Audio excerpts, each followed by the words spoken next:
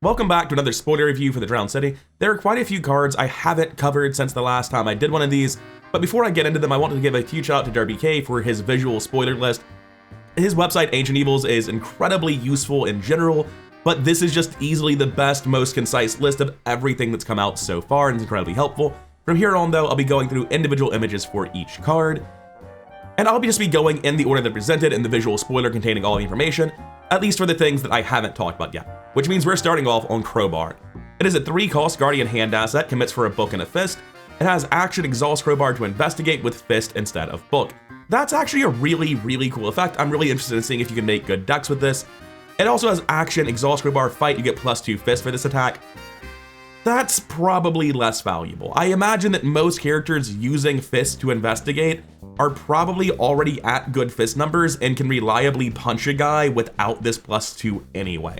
Additionally, odds are being a guardian that investigates with your fist, your other hand has some sort of weapon in it, sort of rendering the +2 moot. And by no means am I saying the second text is useless, it's still valuable reliability, it's better than nothing. But to me, I'm really optimistic and hoping that this implies there's like a Crowbar level 2, where this is going to deal an additional damage and be genuinely much more useful. My opinion on Crowbar level 0 though is that, man, I really hope this is hinting at a Crowbar experience version that has fist +1 for investigating or deals additional damage on the exhaust. Because as it stands, I really just don't see Crowbar being that good. I'm glad it exists, it fills a hole in the card pool, and as classes get more homogenized and get more things that weren't originally in their tool set, it opens up options like Crowbar to exist that are just intuitively strong things that make sense thematically for the character to have. So in terms of theme and what it fulfills in the card pool, I'm very glad it exists. I don't think it's a bad card, but I look at this and I see 3 resources in Guardian, which is a pretty expensive class with somewhat subpar economy, to be honest, at least until you get stick to the plan. And then I see the hand asset, which is like Guardian hand assets might be one of the most contested slot types in the entire game. And in terms of off-class appeal, like probably no one who's off blue cares about this at all, right? I do see a world where this can be strong, where you have some other weapon that you're able to fight with your other hand predominantly. You don't really need more than that because you're a flex character. And you've got like Beat Cop and the Ace of Swords Tarot, and you're going to be able to reliably investigate at base 6 on pretty much any Guardian fighter using the Crowbar as a flex. But that does imply a pretty competent level of draw. This could open up some cool Crowbar roll-in decks that more easily bridge the gap between Seeker and Guardian now. Especially because one thing that this sort of stands out to me for is this is not enough clues on its own in any capacity. And this is not enough for me to be like, I'm a flex, I use Crowbar to get clues, the way I can like do the same thing with any rogue. I have lockpicks, I can get clues. The lockpicks are also drawing off Cigarette Case. They're over-succeeding for quick thinking. They are far more guaranteed than this is. This is not as good as lockpicks. It fulfills a very different role in the card pool, to be honest. Lockpicks does a lot more than just find the clue once around. But I do think Crowbar is not like a pushed card at all. I'm glad it exists. I don't think it's particularly strong. If there is outlying support for this sort of archetype coming, because we really have no idea what's being printed with Myriad yet, since like one of the first things we've seen is an asset that doesn't even really appeal to her that much, right? Because she only has the one hand asset and Like, this doesn't feel like a Myriad card. I'm glad it's getting printed. I like seeing cards that are not just for the investigator of the set that are generically cool in the card pool, but power-wise, I'm not particularly impressed by Crowbar, although I am looking forward to seeing some decks with it. That's all we have for Guardian since the last spoiler roundup, bringing us to Lucius Galloway, confirmed now to be the Seeker Rogue. I've already covered his front part before the back was revealed. 2-head 5-book is just brilliant mythos stats. You're a Seeker, you can just use higher education with your rogue money to solve the stat line. 4-book is not going to be a problem, insanely reliable lockpicks. I still don't understand the like dev confirmed nerf to Underworld Market as a targeted nerf at Lucius Galloway. I'm hoping we see some crazy clue finding illicit stuff, because right now I don't understand it. But additionally, I'm not even confident that Lucius would be a character that cares about Underworld Market, because as a Seeker 5, he can just draw his whole damn deck. He needs Underworld Market less than every rogue, so I really am looking forward to seeing what card was so broken that it caused Underworld Market to get nerfed because of Lucius somehow. Because I was convinced that the recent Underworld Market taboo was clearly targeted at Gatling Gun and Michael. It never occurred to me that Lucius could have been the problem. Anyway, the rest of this doesn't really matter so much. What's important to remember is every time we see a Seeker or Rogue card, we need to evaluate it in the context of, can we start reliably triggering this ability? Because the major issue right now is, normally when you auto succeed a test, it means you treat the difficulty of the test as a 0 and you use your final modifier, but a lot of the ways you auto evade enemies don't even trigger a test. Breaking and Entering and Pendant of the Queen, to my knowledge, do not have a skill test involved. It just happens. So right now, the best ways to trip people are actually not good ways to over-succeed while tripping people, and we need to see some support for the way Lucius Galloway trips guys, otherwise this ability probably won't be doing that much. And I do kind of feel like they've been a little bit cautious with Lucius Galloway based on the cards we've seen so far. Coming over to his card back, as I said, it's just Seeker 5, Rogues 2, nothing complicated here. Coming over to Lucius's signatures, his signature asset is the Book of Verse, a 2-cost, slotless asset that commits for unexpected courage, not that you'll want to, and has uses 1 inspiration and replenishes the inspiration the first time you discover a clue each round. And what that inspiration does is reaction after revealing a chaos token during a skill test, spend 1 inspiration, you get +1 skill value for this test. If you succeed by exactly 0, draw 1 card. So that's just generally worth having. I can't ever imagine I would commit this overplaying it. In general, Lucius looks like he has some encouragement to run the science stuff. We'll get to that in a second with his weakness. So having the ability to adjust your skill value does help with the science assets as well. In the worst case scenario with no synergy pieces, this essentially gives you +1 to every skill once around, where whether it's the Mythos or Investigate, you fail by 1. Instead, you draw a card and pass by 0. If you're just running Lucky Cigarette Case, it turns a +1 miss into a +2 trigger the cigarette case, right? So it's hard for me to imagine a world where Book of Verse is not going to be good in every single version of Lucius, but it's probably great in a lot of versions of Lucius. Coming over to his signature weakness, Dreams of the Flood is a little bit rough. It goes in your threat area, and then force the first time you discover 1 or more clues during your turn, take 1 horror, and shuffle Dreams of the Flood into your deck. So since your job is almost certainly going to either be partly or entirely to get clues for your team, that's going to make it a little bit awkward that you're constantly redrawing this, constantly taking the horror. However, this is also something you can pilot around. As Seeker, it's not gonna be something where you just draw this and you have to deal with it. You can say, oh, I can hold this Cryptic Research, there are like 8 cards left in my deck, one of them is Dreams of the Flood. When I draw Dreams of the Flood, I'll use this and try to get into my next deck and shuffle it into a larger card pool, right? You can play around it by holding draw cards towards the end of a deck cycle. Additionally, taking horror in Seeker Rogue is not that scary. You can just run a Charisma and 2 extra copies of Art Student compared to whatever you previously wanted to do, and that's 4 Horror Soak per deck cycle. You can use Steady Handed in the Science package, and that way, whenever you succeed by 2, you can heal a horror, which will more than mitigate this. I just don't see Dreams of the Flood as being a problem for Lucius to overcome, but I do see it taking up deck space, and that's kind of a big deal, because both Seeker and Rogue have a ton of really good cards and a ton of really good packages, and I think the number of cards that actually fit into a deck while you're dealing with Dreams of the Flood, there are going to be some very painful cuts when you make a Lucius deck. So having to dedicate a few slots to Dreams of the Flood is actually a pretty cool balancing lever for them to have, where, yeah, sure, Lucius is insane, but you're only running a 30-card deck, and then you have to dedicate some of it to dealing with Dreams of the Flood. I actually like that as a way of nerfing him that feels good. Something that feels less good to me is the design of Dial of the Ancients.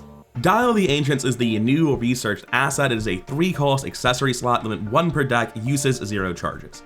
Reaction, after an enemy at your location is evaded, place 1 charge on Dial of the Ancients.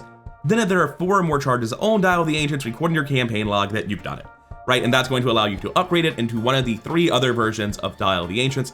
But first, I do want to cover this briefly in terms of how it's designed to counter Lucius. The amulet slot's very clearly chosen specifically to make Lucky Cigarette Case worse. I don't really mind that much, especially because I don't think that like the power level of Dial of the Ancients is going to affect a min-max Lucius deck. It's just not. I don't think the card is quite that strong. But the main thing that I dislike about Dial of the Ancients is that it feels like it's very much printed for just Ursula and Lucius. Other Seekers can get it, but it's very hard to evade enemies repeatedly. There are ways you can do it, right? You get 2 uses of Transmogrify. You can have your teammates do it as well. If there's like Imani on your team, it suddenly becomes easy. But this is a fairly big pain in the ass to crack. And the main reason it's such a pain in the ass to crack is similar to Archive of Conduits, where if you've ever tried to upgrade Archive of Conduits and it was in the bottom 5 cards of your deck in scenario 1, you might just get to the end of the scenario, there's 3 Doom left or something, you draw Archive of Conduits, and you simply cannot backtrack to the locations to solve Archive of Conduits. The same thing seems like it'll happen with Dial a lot, where if it's not in the top half of your deck, you might simply not be able to crack it because if it's in the bottom of your deck, there's 2 or 3 Doom left. There's not going to be enough time to dodge the enemies now that you're having to like play really weirdly and jankily and inefficiently because you couldn't just dodge the enemies as they showed up. I view this as fairly inconvenient to solve and being fairly random if you get it in scenario 1, whereas most research assets you can just guarantee you hit in scenario 1. I'll start discussing the upgraded Dial of Ancients with the one that is clearly at its best in Lucius. That is going to be the Signs of Cataclysm. They are all going to be 4 experience, same slot. They will commit for slightly different icons, question mark, and one thing. This one is for book. You're not going to commit any of these. That's not what you do with researched assets. It is limit 1 per deck, uses 4 charges. Reaction: when an investigator fails a skill test at your location, exhaust Dial of the Ancients and seal 1 chaos token revealed during that test on Dial of the Ancients. There's no rules there. That can be the autofail. So if this is in play, the first time someone at your location pulls the autofail, you seal the autofail. And then forced: when the round ends, for each chaos token sealed here, you must spend 1 charge or release that token. So the baseline no support version of this card is 3 cost, 4 experience, 1 accessory slot, and you get to seal the autofail for 4 rounds. Which is alright. I don't think it's a bad card at that power level, but considering what a pain in the ass the first version seems like it is to solve, and what else you can do for 4 experience and Seeker, I'm not really feeling it that much. I will say the fact that it seals the autofail is something I'm probably undervaluing, but at the same time, I look at the mathematical average of autofails as opposed to my experience playing the game, and I just cannot see this actually being that good. However, where it gets very, very strong is if you have a way to keep putting charges on it. And there are some ways that are not really that good to put charges on this, but the best way by far available to Lucius and Ursula is by using the red clock, stopped clock combo, where you take the red clock, it's generating charges every turn, and it does something based on the number of charges. You stop it on the charge you want, and then you start taking all the charges it generates and putting them on something else, in this case, Dial of the Ancients, which means that your red clock is going to be giving you, hey Obi, do you need something? That's my dog shaking his head in the background. Have you heard that clickety clack? I believe I was describing the net effect of the red clock plus Dial of the Ancients combo here, where you're getting, say, an action a turn from the red clock, plus permanently sealing this. You just need a way of moving the charges off the clock onto this, which Seeker has a couple ways of doing. And for this, I think the only option is Eldritch Sophist, but still incredibly powerful combo that only a couple of Seekers get access to. I'm gonna be honest, the Signs of Aberration and the fight version of Dial of the Ancients confuses me. As an action, fight or evade, when you reveal a chaos token during this attempt, you may spend 1 charge to cancel that token, return it to the bag, and get a new one. You may do this any number of times. If the test succeeds, deal 1 damage to the targeted enemy. This is a way for you to trip somebody and deal them a damage, and you can negate an autofail with no additional just like consistency attached to the card, right? There's no +1 foot, there's no plus on the test. I don't really value this that much. It's not bad. It essentially is Rita's ability in a next slot for Seekers, but Rita's ability isn't that insane in the first place. Making your evade attempts deal a little bit of chip damage is just not really a big deal in my mind. I feel like maybe there was a stronger version of this that got nerfed during playtesting. I can't imagine wanting to take this, at least in Seeker. You have so many other better ways of doing similar things. Like, you have access to Transmogrify for 0 experience. I don't want this. And I suppose the argument would be like, yo, you use this with Transmogrify, but you still just need to be able to trip the guy baseline. You probably don't even want to kill him if you're using Transmogrify, right? I just don't see any value in Signs of Aberration. Lastly, we have Signs of Revelation, the head variant. Lightning Bolt during your turn, exhaust Dial of Ancients and spend 1 charge, so once per turn, spend a charge to investigate. When revealing chaos tokens for this test, reveal X additional tokens, where X is the number of enemies at your location, and then choose 1 to resolve and ignore the rest. So, you know, if there's an enemy at your location, if you do have a Transmogrified guy, this is going to ignore autofail on a free investigate once a turn. That's pretty solid. It's still a free investigate once per turn if you're not doing that. I think the main benefit of this is it gives you a way to guarantee you don't autofail deductions. Like, that actually is worth running. Again, there are arguably better ways to guarantee you don't autofail deductions, but for characters that cannot use the stop clock, or for builds that aren't doing it, there is value intrinsic to this option. And worst case scenario, it is basically 4 experience for 4 clues. It will cost obviously play action, slot, you know, everything a card normally costs. But I do think this version's good. I don't think it's particularly pushed. I don't know that I want to deal with all of this noise to get it, but I do think, except for the fight version, I like these other 2 versions of it. I think there might be some potentially pretty broken stuff with permanently sealing autofail, but on the whole, my main issue with Dial of the Ancients is that it's just not easy to solve, like, at all for most Seekers. I don't feel like most of the research cards are this character specific in your ability to solve them. Next up in Seeker, we have a 2-cost slotless asset, Mortar and Pestle. It has uses 0 resources, and you may spend the resources on Mortar and Pestle to pay for spell cards. You get resources on it by reaction after you discover one or more clues, exhaust, mortar, and pestle. Place one resource on it from the token pool. So this generates one resource per turn to be spent on spell cards. This is something I was originally super unimpressed by, and I kind of still don't like it very much, but I will note there are some particular combos with this that are pretty solid. Notably, if you have access to Seeker, you control your whole deck, you get both of them in play.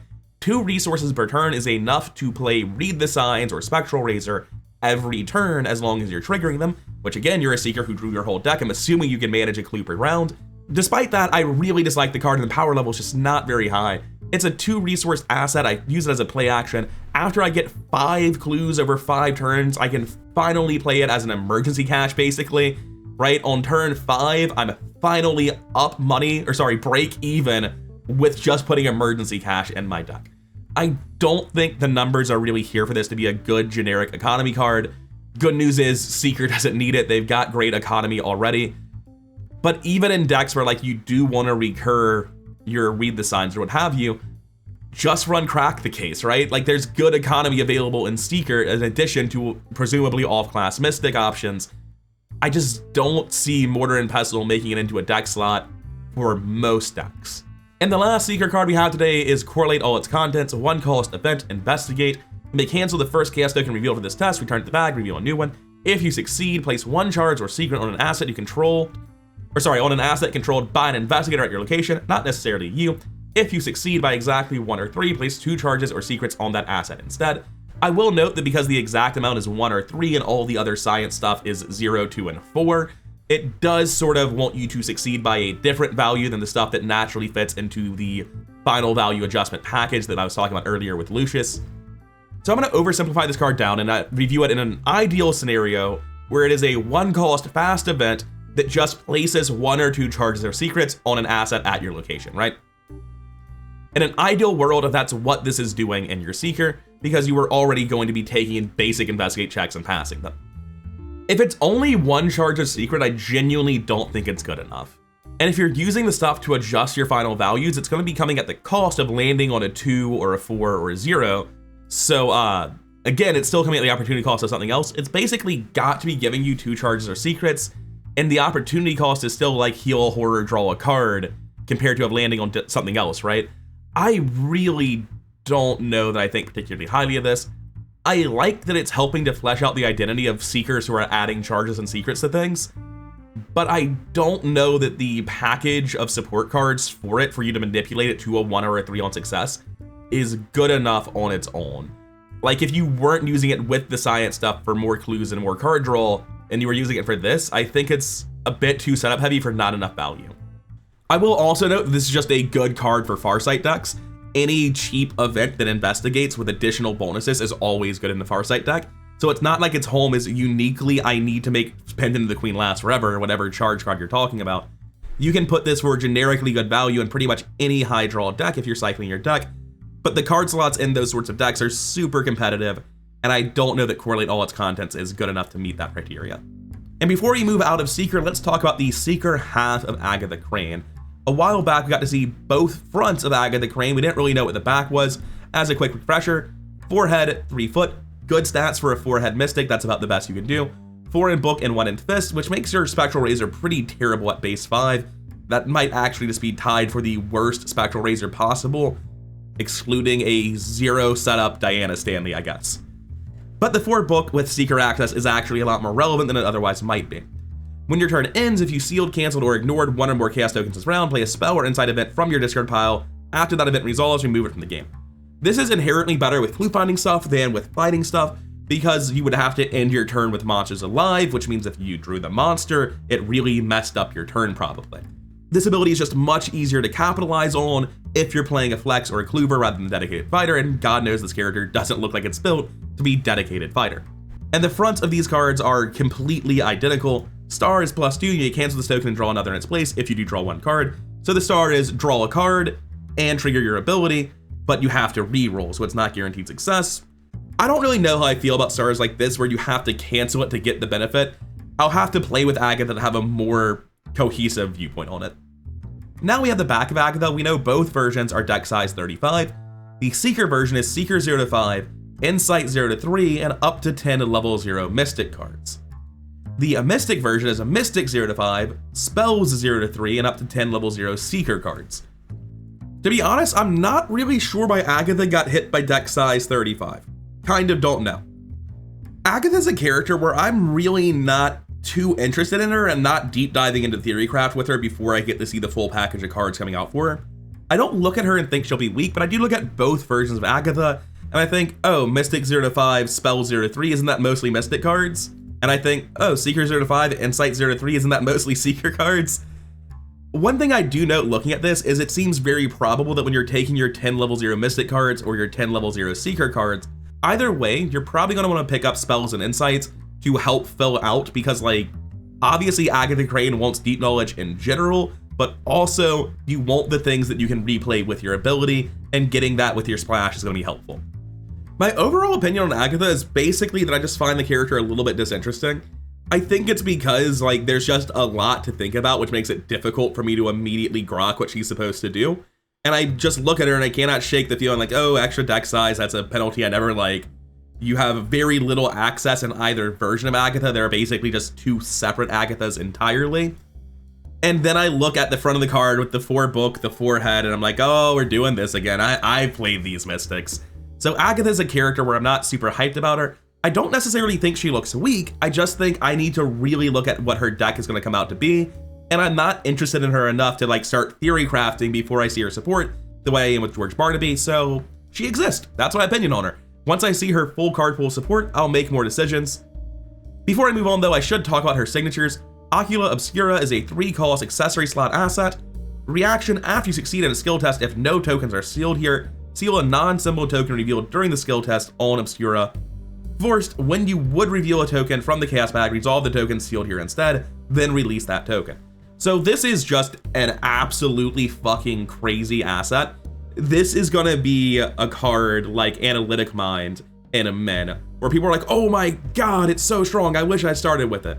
Although since Analytical Mind isn't really that strong and feels like it would be okay as a permanent, it might be more analogous to Bonnie Welsh from Charlie, where it's like you feel like you're a different character if you're playing with this in play. Because not only does this basically say auto succeed 1 test per round, because that's what's going to happen when you seal a token on it, you just wouldn't seal it if you wouldn't pass. Also, we're not quite on the right view here. But additionally, it's going to trigger your ability, just guaranteed, no additional bullshit. There's a very real chance that I'm the sort of idiot that's going to be like, you know what the best build for Agatha is? I'm going to run Ocula Obscura and 34 cards that don't cancel shit, but they do draw a lot. And that's how I'm going to cancel. I'm going to draw and hit Ocula Obscura, and it's going to be the only source of canceling in the deck. I guarantee you that will be one of the things I theory craft once we have full support, unless there are some very good support cards that come out for her. But yeah, it's obviously just very, very good. It's guaranteed triggering your ability, and even if you already have ways to trigger your ability, it's guaranteed passing a test every round. There's also the hilarious thing that can happen where you're like, no, fighter, don't take your turn yet. I know I'm useless, but I'm gonna seal the autofail myself and see if I can't just stop taking tests forever so that you can kill the boss, which is the most hilarious form of helping the fighter. Her signature weakness is Glimpse the Void. It goes into your threat area. The first time you reveal 1 or more chaos tokens during each skill test, you must reveal 1 additional chaos token and resolve its effects. And I've heard people say that this could potentially be valuable if you're doing like a token fishing, if you're playing something like Sixth Sense. With base 4s, doubling your chance of autofail and massively increasing the difficulty of every test, I do not think this is a net positive for pretty much any deck. So realistically, this is just like, if you're at a low shroud location doing easy things, you can probably let it sit on your board and not worry about it too much. But if you're in like any sort of difficult situation, you probably just have to shuffle this back as soon as you're actually trying to crack the 5 shroud location or what have you. It's not a terrible weakness, but I personally just have an intense vitriolic dislike for any sort of weakness with the words shuffle it back into your deck as the only way to deal with it. We're also getting the official version of Gloria. Right now I'm seeing Gloria again for the first time in a long time. We're playing the Dream Eaters, and on one of our teams we have a 3rd wheel Kluber, just like pure book based and no spells, all support Gloria, which has been very funny to watch her still be incredibly strong despite like intentionally not using her incredibly strong proactive spells that she has access to. Gloria's a great investigator, we all know this already. The official front and back of Gloria do nothing to change this. The real evaluation is, how do these new signatures work? You get 3 Psychic Sensitivity and 3 Prophecy at the end.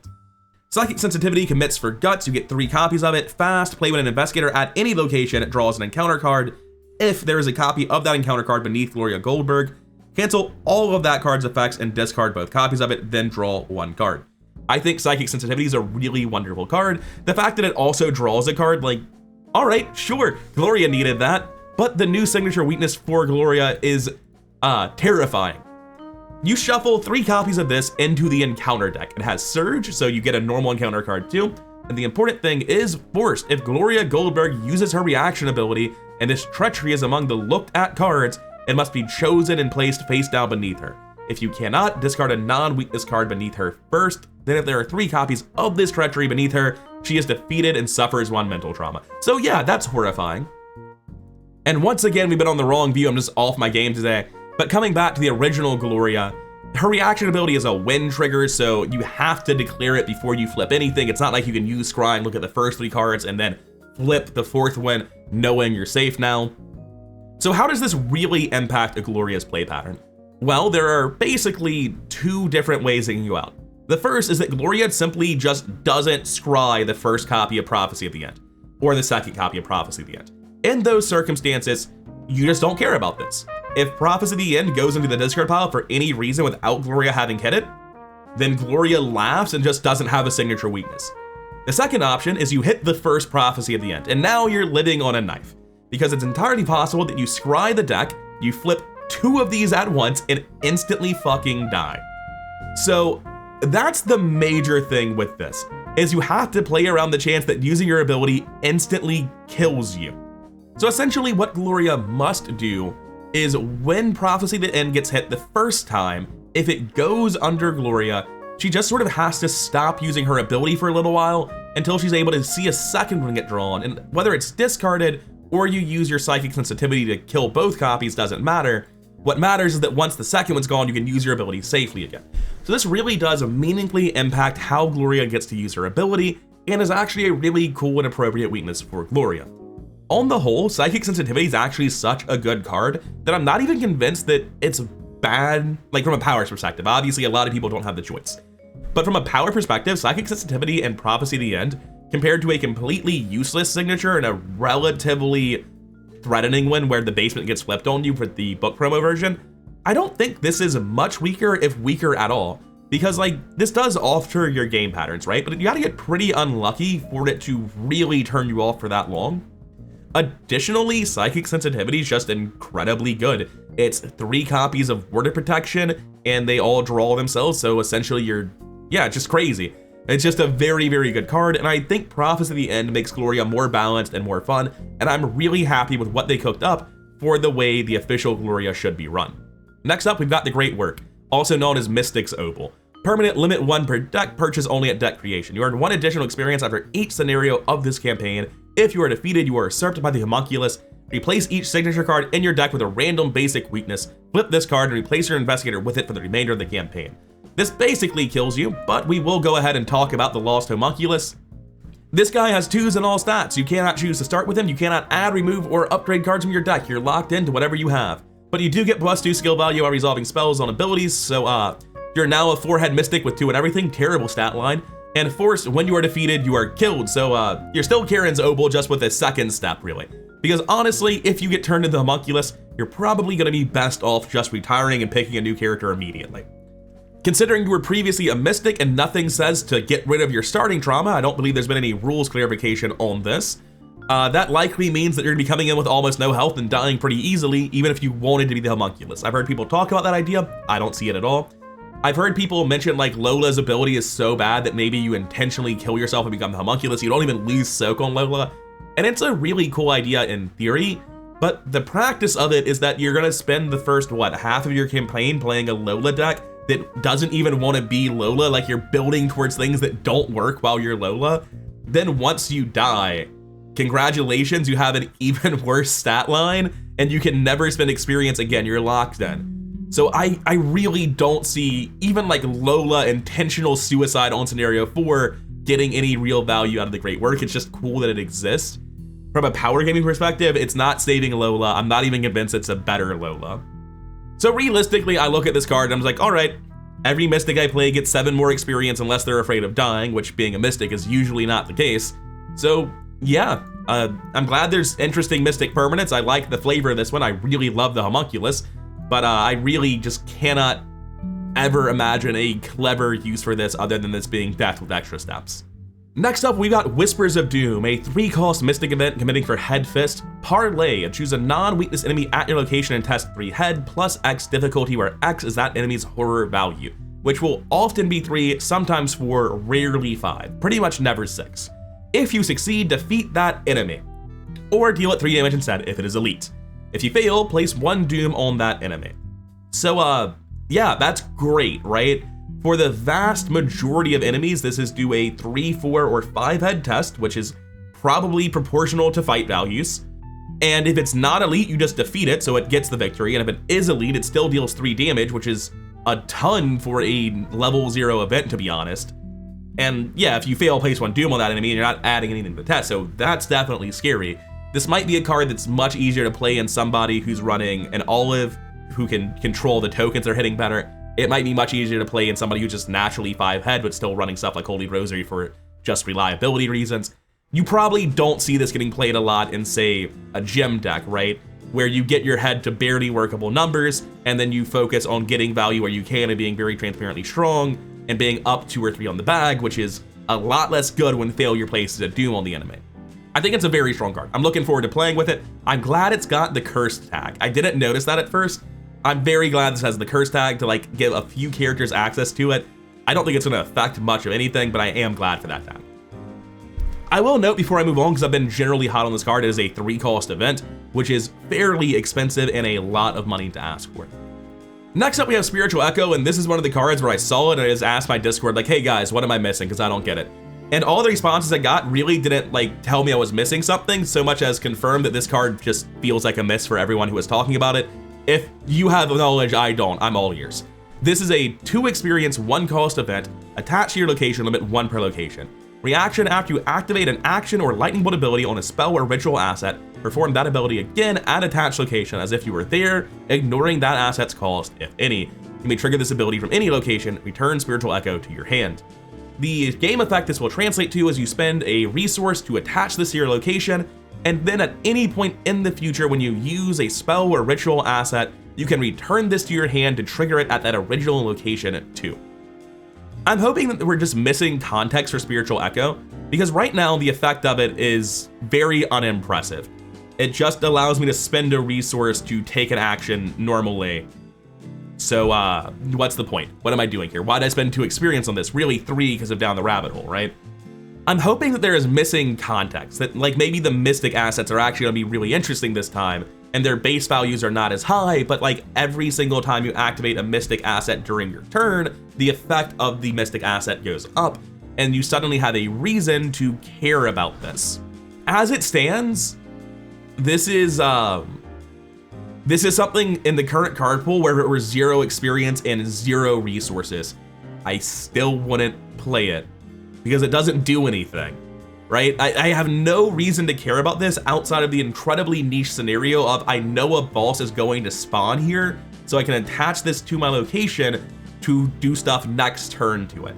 Because even if you're a fighter and you have nothing to do and you put this on your location, you very well may just return it to your hand later without getting any value from it.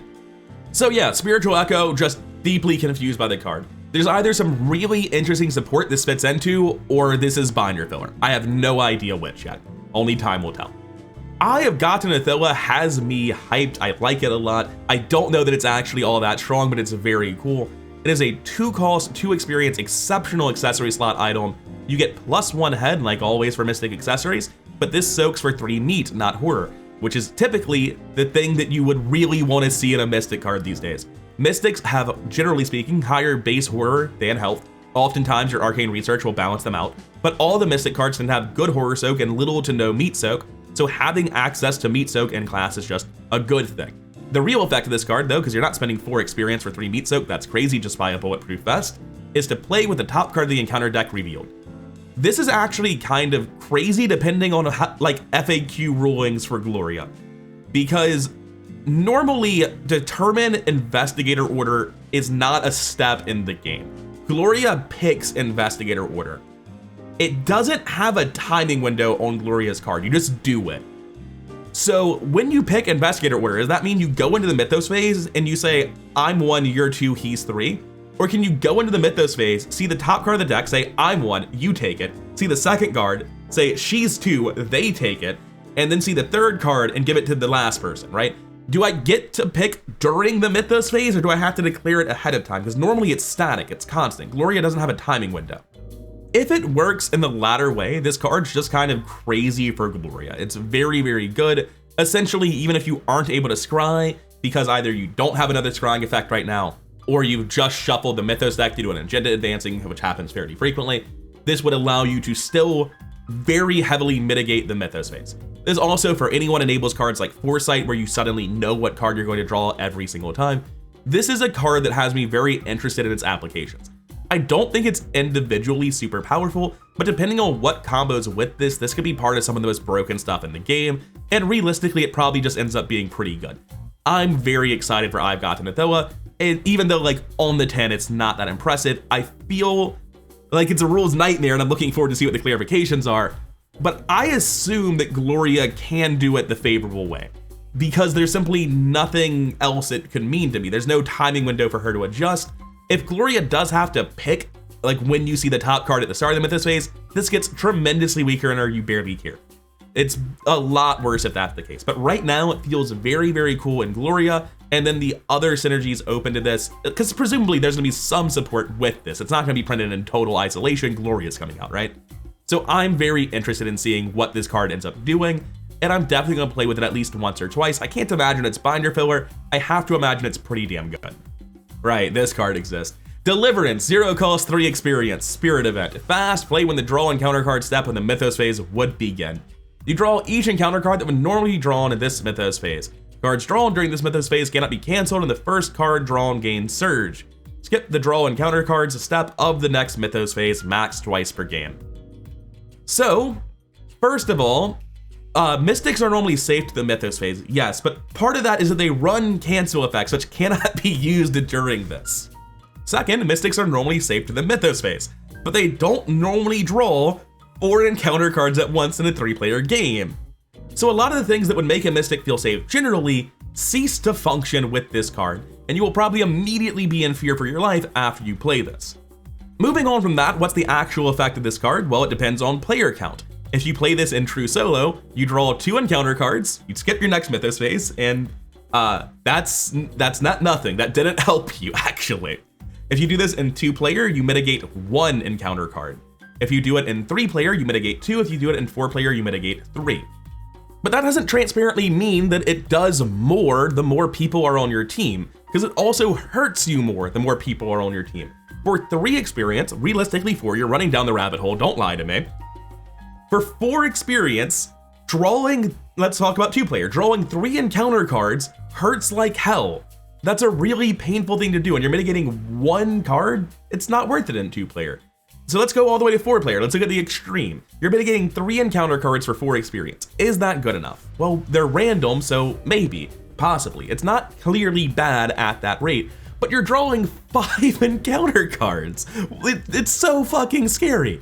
You basically have to have someone on the team run healing to be able to run this, because the odds are so much higher that you're gonna die if you eat 5 extra mythos phases compared to, well, not 5 extra, 3 extra mythos phases compared to what you normally would.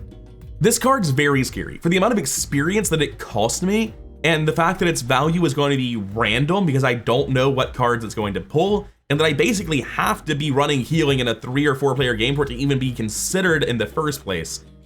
I don't know, this card feels incredibly niche and thoroughly unimpressive even in that niche.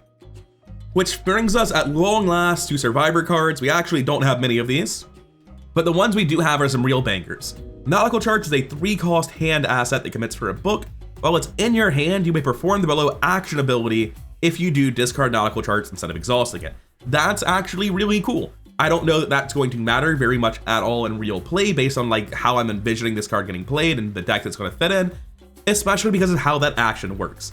action, exhaust nautical charts, investigate. You get +1 book for this investigation. If you succeed, you may discard 1 card from hand to discover 1 additional clue at your location. So really, when you're using this ability, you're going to be discarding 2 cards, which is quite a large cost. However, ignoring this top part for a second, this is +1 book for 2 clues. That's deduction, provided that discarding is not going to hurt you. In a world with things like winging it, potentially winging it level 2, gratuitous discovery, and various different discard synergies outside of that, in particular George Barnaby, but still, this actually feels really strong. Transparently better than Mariner's Compass. I don't know how to go that far, but on par with Mariner's Compass in a different archetype that we haven't seen the full picture for yet. Yeah, I'd go that far.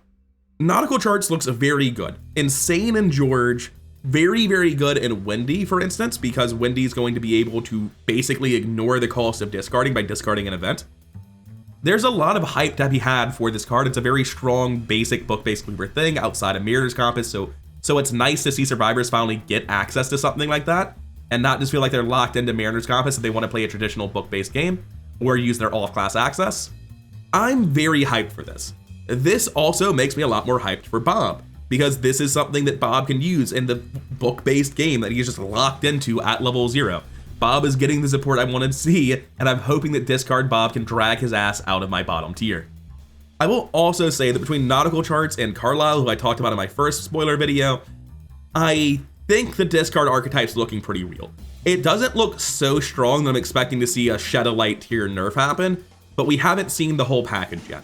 So it's possible that discard's going to be an insanely strong archetype. Right now, it just looks very good. I haven't seen anything where I'm like, oh, that's getting tabooed yet, but this looks very good. Up next, we have Good Weather, 1 cost, 2 experience event, and it's Myriad. I'm so glad to see that keyword come back. Me and my tabletop have talked about this. We want to see Myriad again. People in my Discord have randomly mentioned it. It seems like the player base in general just likes Myriad. It's a cool concept for a type of card. Getting back into the event though, it is fast, play after the investigation phase begins, group limit 1 in play. Put Good Weather into play next to the agenda deck and choose a skill. While this card is in play, each investigator gets +2 to the chosen skill, and when the investigation phase begins, discard Good Weather. So for 1 investigation phase, you get +2 to anything. Dangerous enemies and you have a fist-based fighter, give it fist. Just need to get a lot of clues, your whole team's using book more or less. Everyone gets +2, basically the entire round is trivial now, right? This is not a card where I look at it and immediately think, this is great, this is going to go in all my decks. It's just good. It's transparently good. 2 experience for 3 cards is a very, very cheap card, less than 1 experience cost. It's fast and 1 cost, so again, almost no opportunity cost for getting this into play. And +2 to potentially your entire team's turn if you coordinate with your team when you're buying this card is kind of crazy. I don't think this is like staple auto-include in every survivor. I've seen people talk about it that highly. I think there are a lot of survivors that don't necessarily need the +2 to their chosen skill, and I think there are a lot of teams where you're all using different skills and this is really affecting one person, not everyone. I think it's good though, I think it's transparently good. Where I think it's at its best though, is being a 2 experience Myriad event for Burn After Reading. This is a card I've never really played with. I always am like, oh yeah, I want to do exile stuff. I have the experience to burn, what's available in exile? And I see Burn After Reading and I can never quite bring myself to do it. 1 cost, 1 experience event, exile a level 0 to 5 card in your hand, discover 2 clues, just guaranteed. If the exiled card was level 2 or higher, remove a doom from the current agenda. And then of course, exile Burn After Reading. So since this gives me 3 2 experience cards for Burn After Reading, suddenly Burn After Reading Exile is looking a lot more viable because I have good cheap fuel for the Burn After Reading target. I really like that. I can't say this was printed to support Burn After Reading, but it's a really cool application of a Myriad experience card. Which brings us to the last 2 cards for this spoiler roundup. Both of them are going to be specialist cards. This one is a 3 cost, 3 experience slotless asset for Dreamers, Performers, and Sorcerers. Reaction: after you perform 3 different types of actions in a row, exhaust Captivating Performance, take an additional action which must be a different type from all other actions you have taken this turn. Types include Activate, Draw, Engage, Evade, Fight, Investigate, Move, Play, and Resource. My issue with this card is that this is a much uglier version of Haste, costing more experience, having the same stipulation of limit 1 per investigator, but rather than taking 2 of the same action, which is very, very easy, you need to take 3 different types of actions in a row, which is very, very hard. Additionally, we don't know how it counts. We need an FAQ. If you activate an arcane asset that says fight, is that a fight and an activate action? If it is, does it count as 2 actions? Probably not.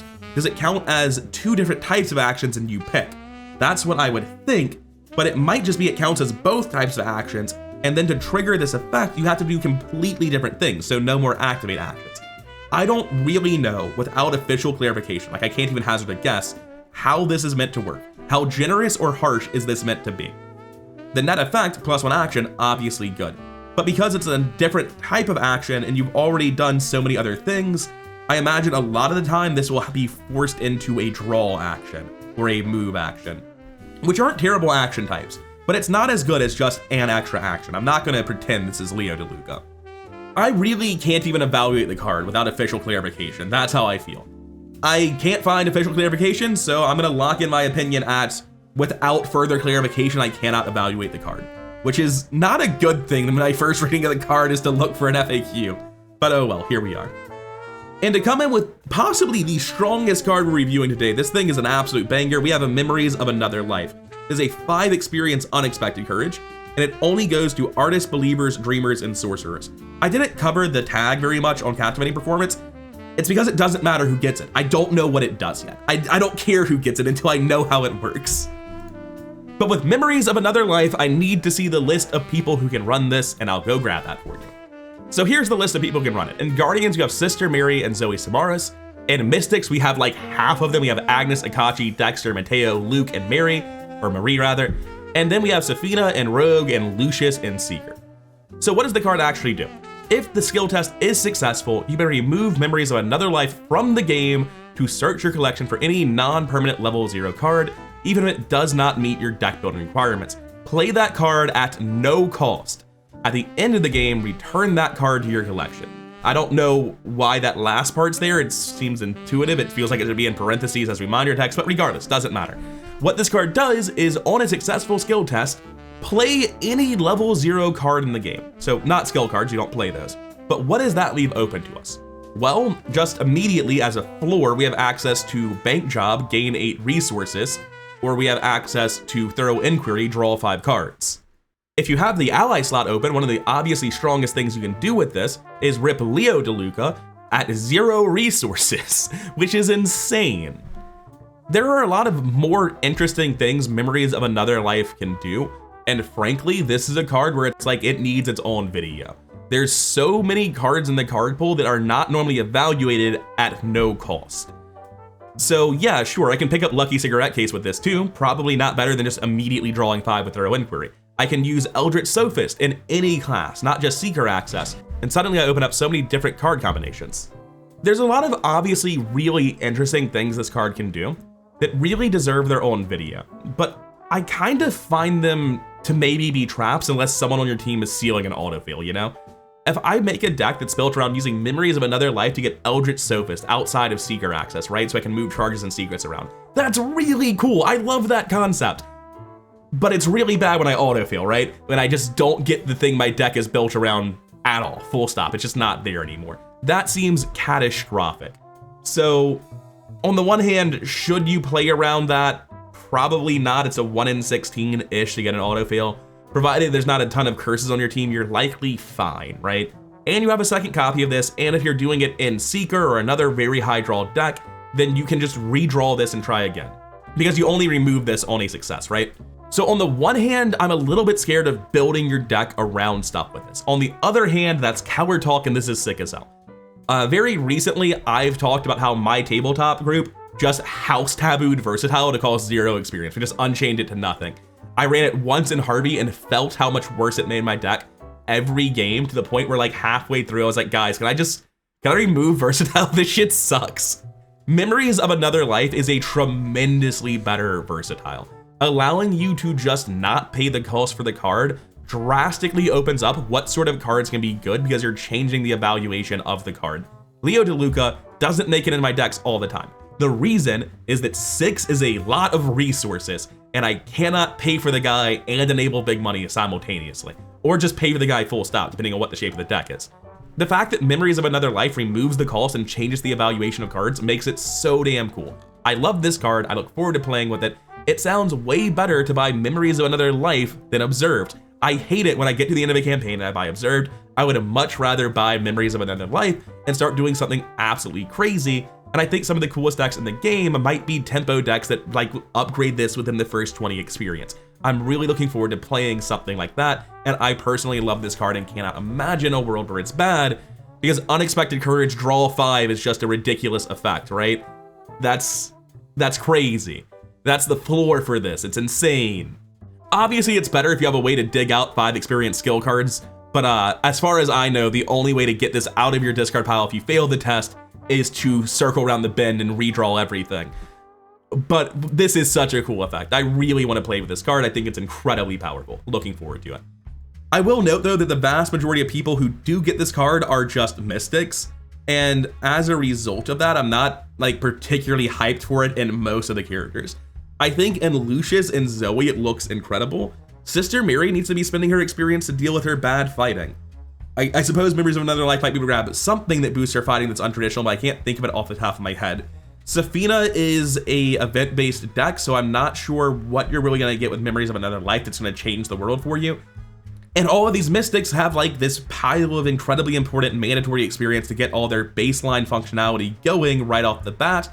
And then once you're in the later deck, like sure, you can get a Leo DeLuca, but your economy worked, you handled the first several scenarios, so you probably don't need Bank Drop. Sure, Thorough Inquiry is great, using this as team support is definitely not gonna be bad, but like so many of the cool assets you could put in play for a Mystic kind of feel irrelevant, because even stuff like Leo DeLuca, I mean, you probably need the charisma, so it's more experience, but the real issue is that you're a Mystic. Most of your functionality is determined on charges, which you run out of, and Leo DeLuca ends up being less valuable than in other classes. But still, I love this card. I think it's sick as hell. I'm looking forward to playing with it. And honestly, even as I try to explain why it might be weak in some of these characters, I feel like I'm gaslighting myself into thinking it's weaker than it is. It seems very good to me. Anyway, hopefully this is a lot shorter post-editing because I'm over an hour and 15 minutes right now. I'm gonna wrap this up. I've been rather Incoherent. I hope you enjoyed hearing my takes on the new cards coming out in Drowned City. If you did make it this far, then please do hit all the buttons to make the algorithm happy. I greatly appreciate it, and I cannot overstate my gratitude towards the people supporting this channel, both as patrons over on Patreon and as channel members here on YouTube. I'll see all of you in the next one.